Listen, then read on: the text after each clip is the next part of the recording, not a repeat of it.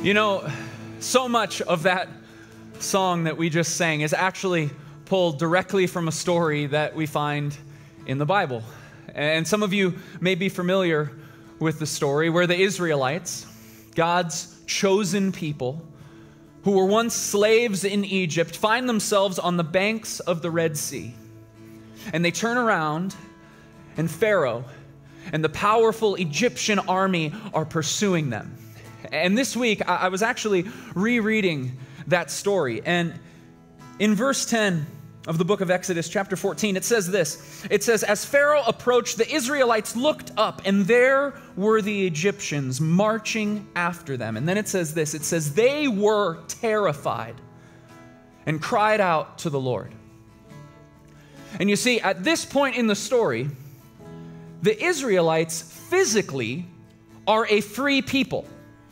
They are no longer in Egypt, but they are still slaves in their mind.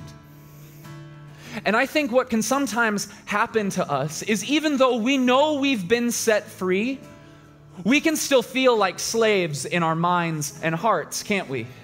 We can still feel enslaved to our fears, like the song says. We can feel enslaved to our past, to our addictions. Some of us, we look up in our lives right now and we just feel trapped.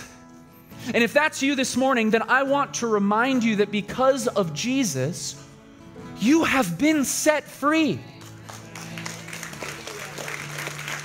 Friends, the Bible tells us that if the Son has set you free, then you are free indeed. Which means that you are no longer a slave to any of those things that used to hold you back in your past. You have been set free to live as a child of God. And that is good news this morning, Soul City Church.